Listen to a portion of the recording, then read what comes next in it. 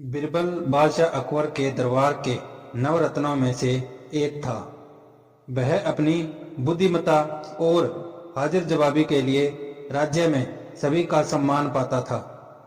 जब भी अकबर उलझन में होते तो बिरबल को मदद के लिए बुलाते थे। अकबर को आभूषण पहनने का बहुत शौक था, विशेषकर अंगूठियों का। उनके पास सोने, मोती और हीरे की अनेक अंगूठियों का संग्रह था। उनकी पसंदीदा अंगूठी मोतियों के बीच लगे एक बड़े हीरे की थी। महल में 8 नौकर थे जो अकबर को दरबार में जाने के लिए प्रति सुबह तैयार होने में मदद करते थे।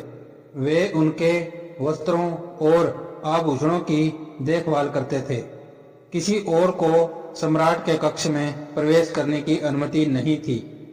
एक दिन जब अकबर ने अपनी पसंदीदा अंगूठी पहननी चाही तो उसे गायब पाया। वे बहुत क्रोधित हुए और उन्होंने अपने सेवकों को अंगूठी खोजने का आदेश दिया। उन्होंने महल के एक एक कोने को खोजा, लेकिन वह नहीं मिली। अकबर ने तब उनसे बिरबल को बुलाने के लिए कहा। जब बिरबल आया तो अकबर ने उसे लापता अंगूठी के विषय में बताया और मदद मांगी। बिरबल ने उन सभी 8 नौकरों को बुलाया जो बादशाह के कक्ष के प्रभारी थे।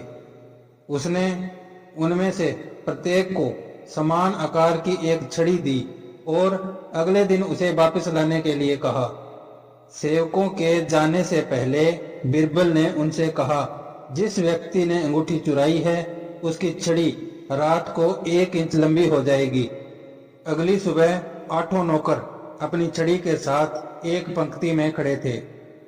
बिरबल हर छड़ी को ध्यान से देखते हुए आगे बढ़ रहा था।